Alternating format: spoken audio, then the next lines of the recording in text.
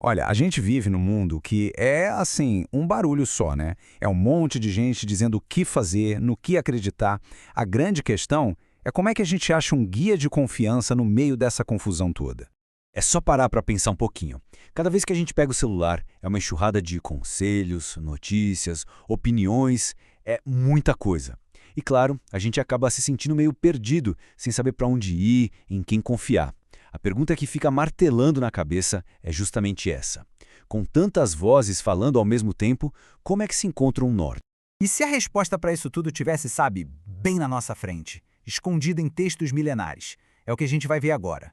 Vamos explorar como uma profecia antiga, uma carta bem pessoal, um poema e até um provérbio podem, juntos, formar um tipo de mapa. Um mapa surpreendentemente útil para navegar nesse mundo complexo de hoje.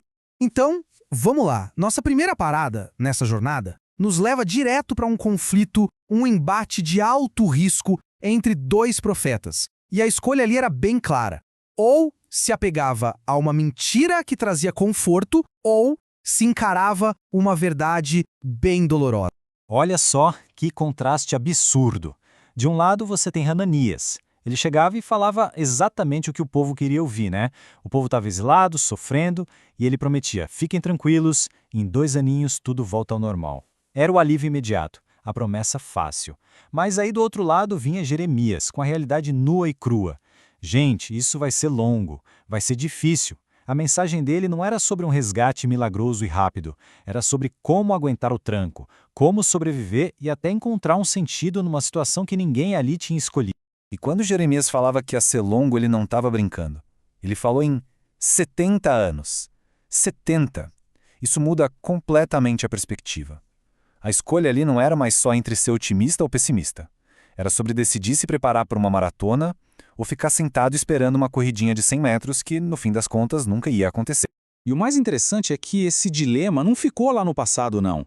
Séculos depois, a gente vê o mesmo tipo de aviso ecoando em outro lugar. Numa carta, um cara chamado Timóteo. A carta alerta para não se perderem mitos e especulações. Isso só mostra que essa briga interna, sabe? Entre a verdade que dói e a ficção que conforta, é algo que acompanha a gente, a humanidade, desde sempre. Ok, então chegamos num ponto importante. Se o mundo lá fora está cheio dessas vozes que podem nos enganar, a pergunta muda de foco. Para onde a gente se vira? Como é que se encontra uma orientação que venha de dentro? Como a gente calibra a nossa própria bússola interna? Pois é, se não dá para confiar só no que vem de fora, a busca tem que ser interna. E é exatamente aqui que a gente entra na segunda parte do nosso guia. Vamos ver agora um pedido bem pessoal por direção, que está todo mapeado nas palavras do Salmo 86. Esse salmo é quase um passo a passo. E o primeiro passo de todos é a humildade. É simplesmente admitir: olha, eu preciso de ajuda. É a partir dessa vulnerabilidade, desse reconhecimento, que vem o segundo passo: a confiança. Acreditar que existe uma fonte de bondade, algo maior para se apoiar. E só depois desses dois é que vem o pedido central, o mais importante: me ensina o teu caminho. É uma jornada, sabe? Que começa quando a gente reconhece que não sabe tudo e termina com um pedido sincero por clareza. Tudo bem, ter essa bússola interna é super importante. Mas, vamos ser sinceros, de que adianta ter um mapa se ele fica guardado na gaveta? Isso nos leva direto para a terceira parte do nosso guia. Como é que essa sabedoria toda, essa direção interna, se transforma em algo real, em ações concretas no nosso dia a dia? E a resposta que a gente encontra em Provérbios é pé no chão. Muito pé no chão. Não é nada sobre revelações místicas ou coisas do outro mundo. É sobre algo tão prático que até assusta um pouco. Não abuse da hospitalidade do seu vizinho.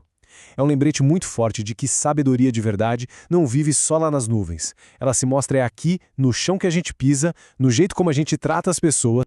E aqui está o ponto que conecta tudo.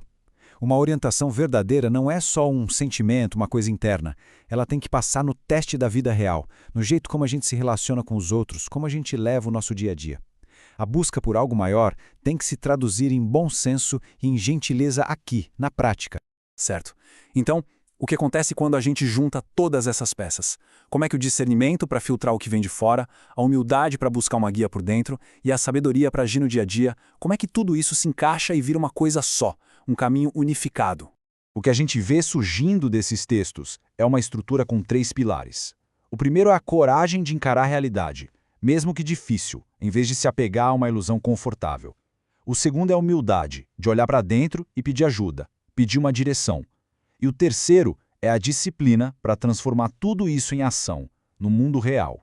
E o ponto-chave é: um não funciona sem o outro. Eles precisam andar juntos. No fim das contas, tudo isso leva a uma pergunta. Uma pergunta que cada um de nós precisa se fazer de vez em quando. Nas decisões do dia a dia, nas grandes e nas pequenas, qual é a voz que está guiando os nossos passos?